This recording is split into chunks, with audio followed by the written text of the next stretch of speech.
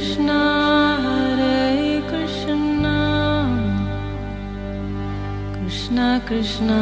Hare Hare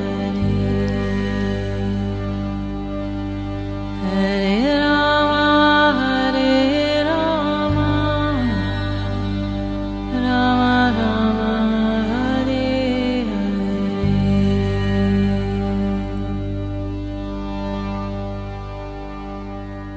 नमस्कार, radio मानव रचना 107.8 FM पर मैं हूँ सरिता आपके साथ और शुरू हो चुका है प्रोग्राम आत्मदर्शन। आत्मदर्शन प्रोग्राम में हमेशा की तरह आज हमारे साथ स्टूडियो में मौजूद हैं रागलेखा दासी जी, चरण आश्रित युगाचार्य श्री श्रीमद् भक्ति वेदांत नारायण गोस्वामी जी की शिष्या। रागलेखा दासी जी, आपका स्वागत है हमारे स्टूडियो में। हरे कृष्ण। आत्मदर्शन प्रोग्राम में आजकल हम जिस विषय पर चर्चा कर रहे हैं वो पुस्तक है श्री गौरांग सुधा, जिसमें चैतन्य महाप्रभु जी की जीवनी को प्रकाशित किया गया है। और जो ये पुस्तक है ये मिश्रण है चैतन्य चरित्रामृत और चैतन्य भागवत का। और पिछले एपिसोड में हमने बात की रागलेखा दासी जी से कि किस तरह से जो प्रभु हैं, निमाए हैं, वो किस तरह से अपने भक्तों पर कृपा करते जा रहे हैं। वो क्रोध भी करते हैं उन पर, उनसे गुस्सा भी होते हैं, लेकिन उनसे प्यार भी इतना करते हैं कि उनको हमेशा अपने साथ रखते हैं और हमेशा उन पर अपनी कृपा करते रहते हैं। आज हम आगे बढ़ेंगे इस कड़ी में। मैं आपसे जानना चाहूँगी कि आगे निमाए किस तरह से अपने भक्तों के साथ चल रहे हैं या उन पर कृपा कर रहे हैं। जी जी।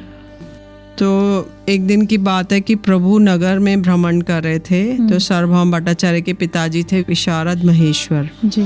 उनके घर पहुंच गए। वहाँ निकट में कोई भागवत वक्ता का घर था जिनका नाम था देवानंद पंडित।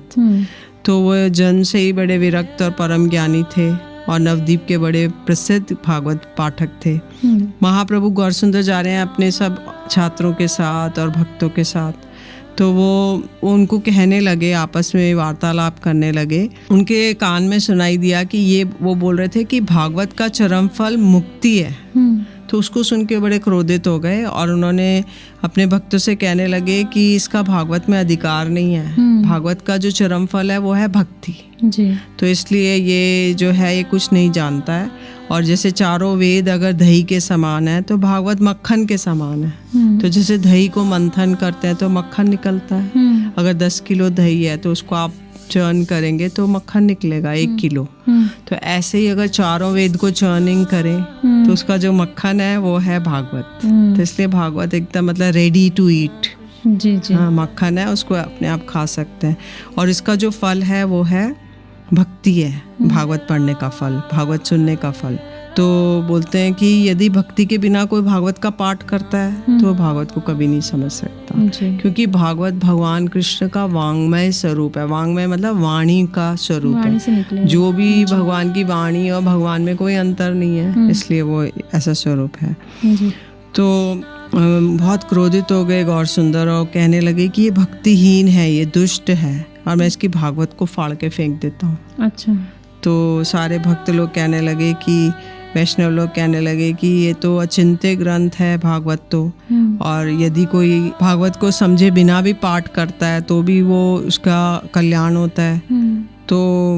तो गौर सुंदर बड़े क्रोधित हो रहे हैं। देवानंद पंडित जो थे उन्होंने श्रीवास जी के प्रति, जो श्रीवास जी महाप्रभु के परिकर हैं, जिनके घर में वो नृत्य करते थे सारी रात, तो उनके प्रति अपराध किया था। अच्छा। वो बाल्यावस्था से सन्यासी की भांति कठोर व्रत का पालन करते थे, भागवत वक्ता भी थे, लेकिन उनके हृदय में भक्ति नहीं थी। तो श्रीवास जी भागवत सुनने की इच्छा से आए सभा में और वो आकर उन्होंने देखा कि वो अपने शिष्यों को भागवत का अध्ययन करा रहे थे। अच्छा। तो उन्होंने वो वहीं पर श्रवण करते करते उनका हृदय द्रवीभूत हो गया और वो रोने लगे। अच्छा। और लोटपोट करने लगे, उनके मुख से लार निकलने लगी, अष्ट सात्विक भाव प्रकाशित हो गए और वो जोर जोर से रोने लगे, लंबी लंबी सांसें लेने लगे। तो वहाँ पर जितने जो छात्र थे वो लोग भागवत की व्याख्या सुनने में मग्न थे। तो क्रोधित होकर कहने लगे ये विपत्ति कहाँ से आ गई, लगता है कोई पागल है और हमारे अध्ययन में बाधा पहुंचा रहा है, इसलिए यही उचित है हम इसे घर से बाहर निकाल दें। तो ऐसा करके उन्होंने शिवाजी के भावों को तो समझ नहीं पाए, उन्हें घसीट कर घर के बाहर फेंक दिया। अच्छा। तो अब देवानंद पंडित को उनको रोकना चाहिए था कि नहीं नहीं ये तो वैष्णव हैं, इनके ऐसे भाव बोधित हो रहे हैं तो मत करो, किंतु वो स्वयं ही नहीं जानते थे तो इसलिए उन्होंने कुछ रोका नहीं। तो इसलिए इनका बहुत बड़ा अपराध हो गया श्रीवास जी के चरणों में। क्योंकि कोई वैष्णव अगर अपने भावाविष्ट है भगवान के और उसको कोई यदि बाधा पहुंचाता है तो बहुत बड़ी बाधा है, बहुत बड़ा अपराध है। जब महाप्रभु इस घटना को जान गए, जब श्रीवास जी का आवेश दूर हो गया तो वो वहाँ से उठकर अपने घर की ओर चले गए। जब शिव उनको बाहर फेंक दिया, वो बाद में ठीक हो गए, नॉर्मल उसमें आ गए अपनी कॉन्शियसनेस में, तो अपने घर चले गए। तो अब महाप्रभु को तो अंतर्यामी है वो गौर सुंदर, उनको सब पता चल गया। तो वो देवानंद पंडित के पास गए और उन्होंने बोला कि देवानंद, तू सबको भागवत पढ़ाता है, तेरे पास भागवत सुनने की इच्छा से श्रीवास जी आए और जिनका दर्शन करने के लिए गंगा जी भी लालायित रहती हैं, ऐसे परम भागवत को तुमने घर से बाहर निकलवा दिया। तो मुझे बताओ कि क्या कोई उन्होंने अपराध किया था? जो श्रीमद् भागवत के श्रवण करने से कोई अगर कृष्ण प्रेम में आविष्ट होकर क्रंदन कर रहा है तो और से तुम खींच के बाहर फेंकवा दोगे? तो ये तो मैं समझता हूँ कि तुम भागवत का अर्थ ही नहीं समझे। और भागवत तो प्रेममय ग्रंथ है, इसका श्रवण कीर्तन करने से अगर किसी का हृदय द्रवीभूत नहीं होता है, उसके नेत्रों से अश्रु धारा नहीं बहती, तो इसका अर्थ है कि उसके बहुत से अपराध हैं और उसका हृदय वज्र की तरह कठोर है। तो देवानंद पंडित बहुत लज्जित हो गए और कुछ बोल नहीं सके। लेकिन देवानंद पंडित पे गौर सुंदर ने बहुत बड़ी कृपा की थी अपना वाक्य दंड देकर। इसलिए गौर सुंदर कहने लगे कि तुमको जन्म जन्मांतर तक यमलोक में जाके यम दंड भोग करना पड़ेगा, क्योंकि इस जड़ जगत में भगवान 4 प्रकार से आविर्भूत होते हैं। एक तो भागवत के रूप में, एक तुलसी जी जो वृंदा जी हैं उनका वृक्ष है, एक गंगा यमुना के रूप में और भक्त के रूप में। श्रीमद् भागवतम की इसलिए पूजा की जाती है, आरती की जाती है और उनको अध्ययन रोज प्रतिदिन 1 श्लोक, आधा श्लोक या 1/4 श्लोक भी पढ़ लेंगे तो हमारे सारे नष्ट प्रायेषु अभद्रेषु नित्यम भागवत सेवा भागवत उत्तम श्लोक है भवतार भक्ति हेतु की त्वे। तो उनके उत्तम श्लोकों से हमारे अंदर भगवान की भक्ति पैदा हो जाएगी। तो इसलिए तुलसी जी जो हैं उनका वो करने से उन्होंने 60,000 वर्ष भगवान की तपस्या की। तो इसलिए उनकी सेवा करना, उसमें उनको दर्शन करना, उनको स्पर्श करना, उनमें जल देना, उनको दीप दान करना, उनको पुष्प चढ़ाना, उनको ये सारी सेवाओं से, उनकी परिक्रमा करना, तो ये सारी सेवाओं से हमें भगवत भक्ति की प्राप्ति होती है। और गंगा यमुना तो ट्रांसेंडेंटल है, जिनमें वो है नदियाँ हैं। तो गंगा जी तो विरजा नदी का भाग है, विरजा नदी ही इस भूलोक में गंगा जी बन गई और यमुना जी तो साक्षात विशाखा सखी हैं। तो इसलिए और भक्त लोग जो भगवान का भजन करते हैं, नाम करते हैं, तो वो लोग साक्षात भगवान की शक्ति प्राप्त होते हैं। जी। और शिव विग्रह जो है, मतलब भगवान के जो विग्रह हैं जिसमें वास्तव में भगवान है, तो वो भी बहुत महत्वपूर्ण है। इसलिए देवानंद पंडित ने उनसे क्षमा मांगी और महाप्रभु ने कहा कि तुम श्रीवास पंडित से क्षमा मांगो। तो वो श्रीवास जी के पास गए और श्रीवास जी ने उनको क्षमा कर दिया। और फिर तब से ये हो गया अपराध भंजन स्थली, ये जो स्थान है। तो यहाँ पर ये नवद्वीप में ये स्थान है जहाँ पे एक गौड़िया मठ बना हुआ है, तो उसमें देवानंद गौड़िया मठ। क्योंकि उसी स्थान पे देवानंद पंडित ने श्रीवास जी को के प्रति अपराध किया था, फिर उनका अपराध क्षमा हो गया था। इसलिए कहा जाता है कि यदि कोई 3 रात्रि निवास करता है उस थाली पे, तो उसके सारे अपराध दूर हो जाते हैं पूर्व जन्मों के। इसलिए बड़ा स्ट्रॉन्ग एक नवद्वीप में, कोलद्वीप में ये स्थान है देवानंद गौड़िया मठ। तो देवानंद जहाँ पे पंडित का उद्धार हुआ था। अच्छा जी, बहुत सुंदर। रेडियो मानव रचना 107.8 FM पर मैं हूँ सरिता आपके साथ। प्रोग्राम आत्मदर्शन में जान रहे हैं प्रभु की लीलाओं के बारे में। निमाय पंडित के रूप में वो इस धरा पर अवतरित हुए, आए, जिनमें महाप्रभु के नाम से प्रसिद्ध भी हुए, वो सब हम आगे जानेंगे। और किस तरह से अपने भक्तों का उद्धार कर रहे हैं। जैसे ही कोई भक्त उनकी शरण में जाता है तो वो उन्हें क्षमा भी कर देते हैं, उसका उद्धार भी करते हैं। ये सब लीलाएं हम जान रहे हैं रागलिखा दासी जी से। आगे और भी जानेंगे, लेकिन एक छोटे से ब्रेक के बाद सुनते हैं एक प्यारे से भजन, फिर लौट कर आते हैं। आप जुड़े रहिए रेडियो मानव रचना 107.8 FM के साथ। Feel good, feel live.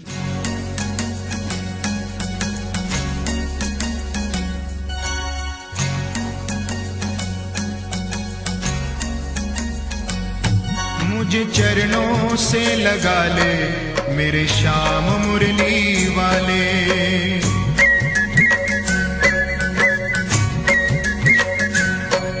मुझे मुझे चरणों से लगा ले मेरे श्याम मुरली वाले।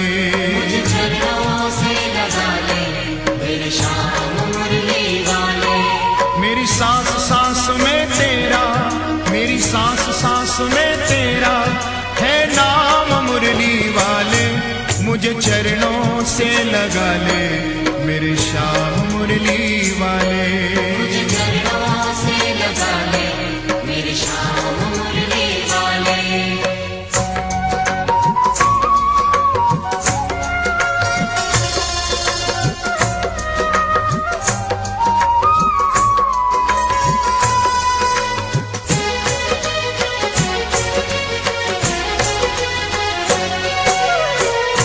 भक्तों की तुमने काना विपदा है टारी।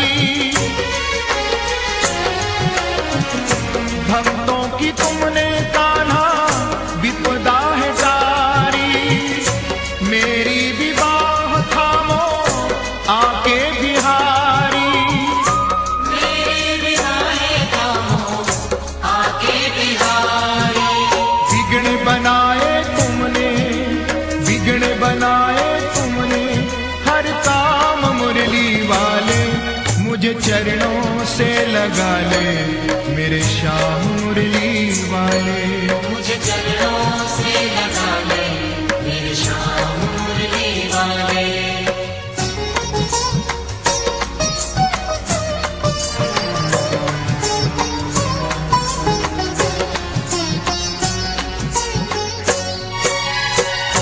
पतझड़ है मेरा जीवन बन के बहार आजा। पतझड़ है मेरा जीवन बन के बहार आजा। सुन ले पुकार कान्हा बस एक बार आजा। सुन ले पुकार कान्हा बस एक बार आजा। बेचैन मन के तुम ही, बेचैन मन के तुम ही आराम मुरली वाले। मुझे चरणों से लगा ले मेरे श्याम मुरली वाले। मुझे चरणों से लगा ले मेरे श्याम मुरली वाले।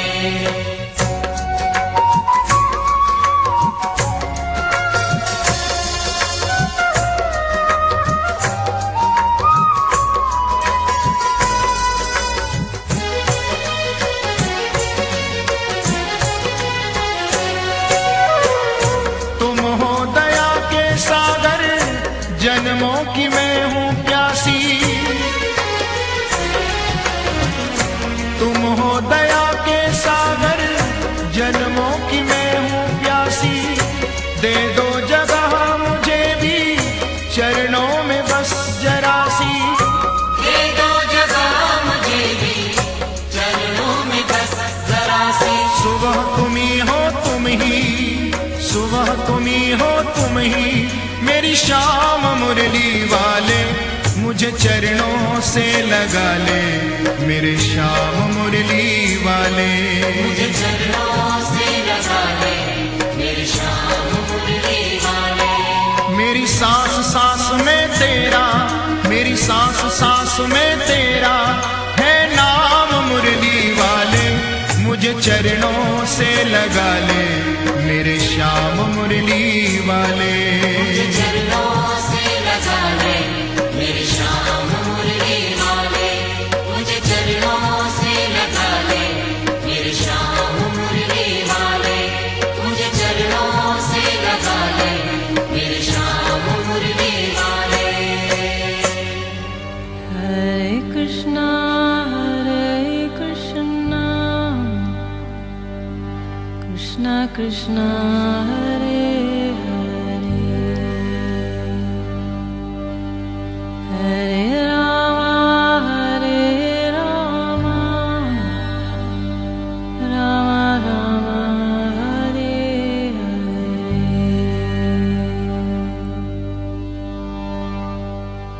स्वागत है आप सभी का एक बार फिर रेडियो मानव रचना 107.8 FM पर। मैं हूं सरिता, आपके साथ प्रोग्राम चल रहा है आत्मदर्शन। रागलेखा दासी जी से जान रहे हैं श्री कृष्ण की लीलाओं के विषय में। श्री गौरांग सुधा ये पुस्तक है जिसमें प्रभु की लीलाएं प्रकाशित की गई हैं, वो लीलाएं जो उन्होंने नवदीप धाम में की। नवदीप धाम में वो अवतरित हुए, निमाय पंडित के रूप में विख्यात हुए और आगे चलकर बने श्री चैतन्य महाप्रभु। और उनकी सभी लीलाएं जो उन्होंने नवदीप में की, किस तरह से अपने भक्तों का उद्धार किया, ये सारी जानकारी हमें दे रही हैं रागलेखा दासी जी श्री गौरांग सुधा पुस्तक के माध्यम से। जी रागलेखा दासी जी, अब उन्होंने देवानंद पंडित का तो उद्धार कर दिया है, उनको अपनी शरण में ले लिया है, तो आगे इस कड़ी में और किस बारे में बात हो रही है? जी। एक दिन गौर सुंदर शिवास आंगन में बैठे थे, तो वहाँ पे एक उन्होंने विष्णु सिंहासन बनाया हुआ था। सिंहासन था एक थ्रोन टाइप का, उसमें जाकर बैठ गए और उन्होंने जितनी वहाँ पे शालिग्राम शिलाएं थी वो अपनी गोदी में रख ली। अच्छा। शालिग्राम शिलाएं गोल गोल होती हैं, तो वो हाँ जी, वो श्री कृष्ण का प्रतीक है। जी जी। तो उन्होंने विष्णु का प्रतीक है, तो उन्होंने सब अपनी गोदी में रख ली और वो अपना एक वैभव अपना प्रकाशित करने लगे और अपने दिव्य स्वरूप में आ गए। अच्छा। तो वो बोले, सब भक्तों को कहने लगे, देखो कलयुग में मैं कृष्ण हूँ, मैं ही नारायण हूँ, और मैं राम रूप में मैंने सागर पर पुल बांधा था और मैं क्षीर सागर में आनंद से शयन कर रहा था। लेकिन यह अद्वैताचार्य जी ने हुंकार से मेरी निद्रा भंग हो गई, क्योंकि जब वो शयन कर रहे थे शेष जी पर, तो अद्वैताचार्य जी ने हुंकार भरी कि अरे विष्णु कृष्ण आप आइए इस धराधाम पे, और गंगा जल तुलसी शालिग्राम पे चढ़ाई और हुंकार दी कि आप आइए इस धरती पर अवतरित होइए। इस धरती पे बहुत पाप बढ़ गया है, तो फिर आप आइए। तो इसलिए इसने मुझे बुलाया और अब मैं प्रेमा भक्ति को लुटाने के लिए इस जगत में आया हूँ। तो आप सभी लोग अपनी इच्छा के अनुसार वार मांगिए मुझसे।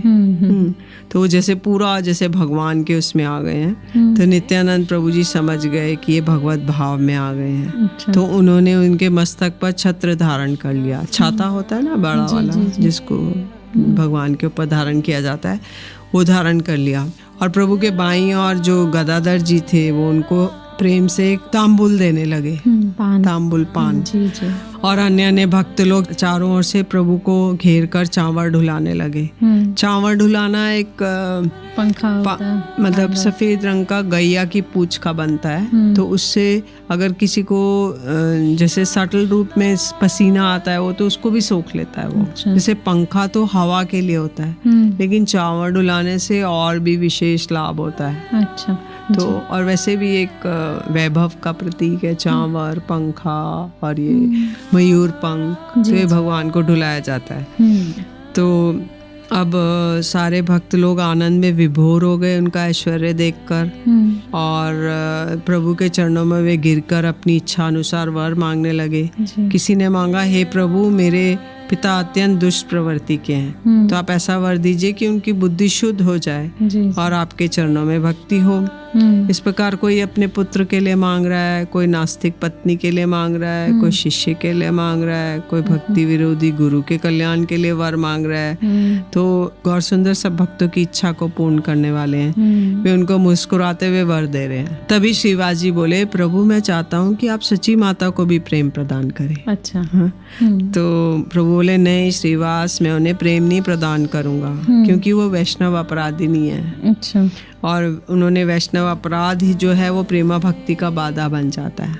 तो ये सुनकर शिवाजी तो आश्चर्यचकित रह गए। और उन्होंने क्या अपराध किया? जी दुखी होकर बोले, प्रभु ये सुनने से तो हम सब मर जाते, इससे सुनने से पहले तो अच्छा था। जिसके गर्भ से आप आविर्भूत हुए हैं और वो आपकी प्रेमा भक्ति से वंचित रह जाएंगी, ये तो बहुत कठिन है। और जिसे आपने माता के रूप में स्वीकार किया, ये तो सारे जगत की माता है। बिल्कुल। क्या कभी पुत्र के चरणों में माता का अपराध होता है? फिर भी यदि किसी वैष्णव के चरणों में इनका अपराध अनजाने में हो गया है, तो उस अपराध को मत लीजिए और इन्हें प्रेम प्रदान कीजिए। प्रभु बोले, श्रीवास मैंने भक्ति का उपदेश तो सभी को दे सकता हूँ, परंतु वैष्णव अपराध को नष्ट करने की मुझे में शक्ति नहीं है। और वैष्णव अपराध एक प्रकार से नष्ट हो सकता है यदि किसी जिसके चरणों में अपराध हुआ है उसकी चरण धूलि क्षमा मांगे और चरण धूलि लेके मस्तक पे धारण करे, तो नष्ट हो सकता है।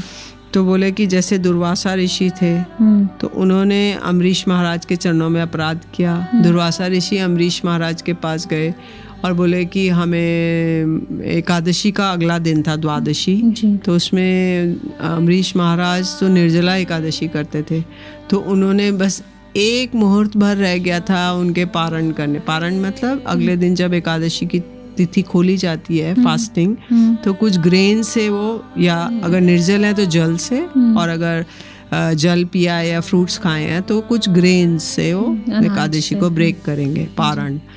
तो अब अम्बरीश महाराज के पास केवल एक मुहूर्त रह गया था एकादशी का पारण करने के लिए, जल ले रहे थे चरणामृत से, किंतु उसी वक्त दुर्वासा ऋषि आए। दुर्वासा ऋषि ने कहा कि हम है ना प्रसाद पाएंगे तुम्हारे यहाँ, और हम स्नान करके आ रहे हैं। तो अब वो अगर पारण नहीं करते तो उनका एकादशी नष्ट होती है, और अगर पारण करते हैं तो अतिथि का सत्कार नहीं होगा।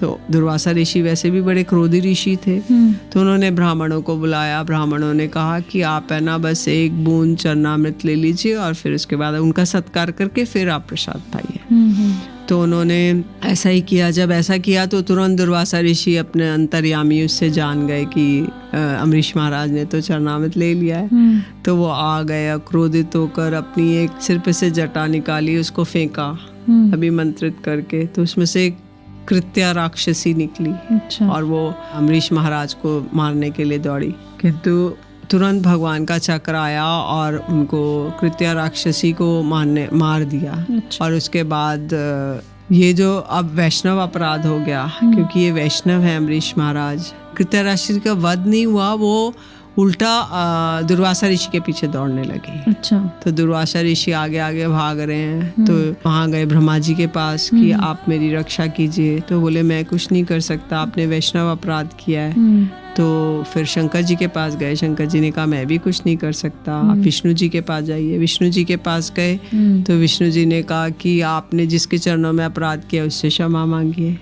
तो फिर वो बोले कि मैं तो भक्तों का पराधीन हूँ, मैं भक्त जैसा करते हैं मैं वैसे ही करता हूँ, तो मैं आपको क्षमा नहीं कर सकता। तो फिर जब दुर्वासा जी वापस अम्बरीश महाराज के पास आए तो इस प्रोसेस में 1 साल बीत गया पृथ्वी लोक का। तो दुर्वासा ऋषि वापस आए तो देखा कि अम्बरीश महाराज वहीं खड़े हैं और बिना कुछ अंजल लिए और उनकी प्रतीक्षा कर रहे हैं। तब फिर उन्होंने आकर उनका आदर सत्कार किया, उनको प्रसाद पवाया, फिर खुद प्रसाद पाया। अच्छा। तो इसलिए दिखाया कि वैष्णव, भगवान गौर सुंदर बता रहे हैं कि जो वैष्णव अपराध है दुर्वासा ऋषि का हुआ, तो उनको वो इतने बड़े ऋषि थे, श्राप देने में समर्थ थे, फिर भी इससे मोचन नहीं हो पाया उनका। तो इसलिए वो बोल रहे हैं कि ये जो है मैं इससे नहीं कर सकता, और वो सुदर्शन से तो बच नहीं पाए थे, और इसलिए यदि इनका अद्वैताचार्य जी के चरणों में अपराध हुआ है, उनकी चरण धूलि सिर पे लें तो ये इनको मैं प्रेमा भक्ति प्रदान कर दूंगा। अच्छा, तो सची माता को अद्वैताचार्य जी के उसमें अपराध हुआ था। जी जी। तो सब लोग अद्वैताचार्य जी के पास गए और उन्हें सब कुछ सुनाया। तो अद्वैताचार्य जी तो विष्णु विष्णु करने लगे। तो बोले क्या तुम मेरे प्राण लोगे? वो जो माता है जिनके गर्भ से मेरे प्रभु प्रकट हुए हैं, वो सारे जगत की जननी है, और ऐसा माता के पुत्रों के चरणों में अपराध है, मेरे प्रति अपराध हुआ है? कभी नहीं हुआ है। उनकी चरण धूलि तो मुझे अपने सिर पे धारण करनी चाहिए। वो तो साक्षात विष्णु भक्ति स्वरूपनी है, और इसकी महिमा को जानने में मैं असमर्थ हूँ। तो सची माता जी से अपराध क्या हुआ था उनके? अपराध ये हुआ था कि सची माता जी के जो पुत्र थे विश्वरूप, वो अद्वैताचार्य जी की पाठशाला में पढ़ने जाते थे। तो मैया जब दोपहर में रसोई बना लेती थी तो निमाई को भेजती थी कि निमाई जाके दादा को बुला के लाओ। तो निमाई वहाँ जाते उछलते कूदते और बोलते दादा दादा चलो, माँ ने रसोई बना लिया, चलो प्रसाद पाओ। तो वो अपने दादा को बुलाते, किंतु तिरछी निगाहों से वो अद्वैताचार्य जी की ओर देखते थे। तो अद्वैताचार्य जी सोचते थे ये बालक इतना आकर्षित क्यों करता है मुझे, कहीं ये मेरे प्रभु तो नहीं है। रोज वो देखते थे उनको, रोज उनको मन में वही बार बार स्मरण होता था। तो फिर वो कहीं ये मेरे प्रभु तो नहीं है, तो ऐसा सोच रहे थे। तब फिर जब विश्वरूप घर छोड़ के चले गए, सन्यासी बन गए, तो उसके बाद निमाई उनकी पाठशाला में जाने लगे। निमाई भी धीरे धीरे विरक्त होने लगे। तो अब सची माता सोचने लगी कि अद्वैताचार्य जी ने मेरा एक तो पुत्र मेरा चला गया, और अब ये दूसरा पुत्र भी चला जाएगा। तो ये अद्वैत नहीं है, द्वैत है। अच्छा। मतलब ये दो वो करते हैं। तो ऐसा मन में उस सच्ची माता ने सोचा, अच्छा। तो यहीं से उनका अपराध बन गया। अच्छा। तो अब अद्वैताचार्य जी कह रहे हैं वो तो आई हैं, उनका बंगाल में बोलते हैं आई माने माता। तो बोलते हैं कि गंगा जी और सच्ची माता में कोई भी भेद नहीं है, और यशोदा मैया देवकी जो है वही सच्ची माता है जी। तो ऐसा करके अद्वैताचार्य जी प्रेम में मूर्छित हो गए। तब अवसर पाके सच्ची माता ने उनकी चरण धूली ली और अपने माथे पे लगा ली। जी जी। चरण धूली धारण कर ली तो कृष्ण प्रेम में विवल हो गई और मूर्छित हो गई। अच्छा। सब लोग हरी हरी बोल करने लगे। बड़ा अद्भुत दृश्य था।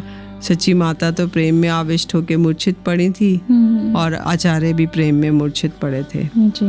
तो ये देखकर गौर सुंदर हंसने लगे।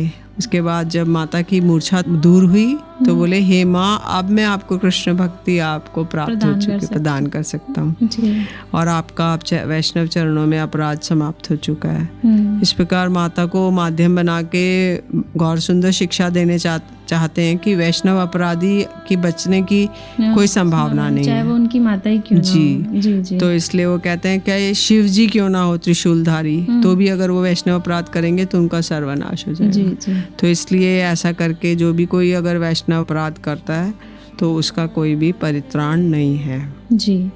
प्रभु सभी को क्षमा ज़रूर कर देते हैं, लेकिन वो जो भक्त के चरणों में अपराध होता है या उनके जो परिकर हैं किसी भी रूप में, चाहे उनकी माता थी चाहे कोई भी था, अगर उसने अपराध किया है तो वो क्षमा मांगने पर ही वो उसको क्षमा करते थे, तभी उनको अपनी भक्ति प्रदान करते थे। और सच्ची माता का भी अपराध उन्होंने तभी क्षमा किया जब उन्होंने अद्वैताचार्य जी से क्षमा मांगी, क्योंकि उनके चरणों में सती माता जी से अपराध हो गया था जाने अनजाने, लेकिन प्रभु ने फिर भी उन्हें क्षमा किया, अपनी भक्ति प्रदान की। प्रभु की लीलाएं हम जान रहे हैं रागलेखा दासी जी से इस पुस्तक श्री गौरांग सुधा के माध्यम से, नवदीप में जो उन्होंने की, निमाय के रूप में जन्म लेकर निमाय पंडित के नाम से वो विख्यात हुए। आज प्रोग्राम आत्मदर्शन में बस इतना ही। अगले एपिसोड में और भी बहुत कुछ जानेंगे आत्मदर्शन प्रोग्राम में रागलेखा दासी जी से, लेकिन अभी के लिए मुझे दीजिए इजाजत और सुनते रहिए रेडियो मानव रचना 107.8 FM पर आने वाले और भी प्रोग्राम्स को। Feel good, feel live.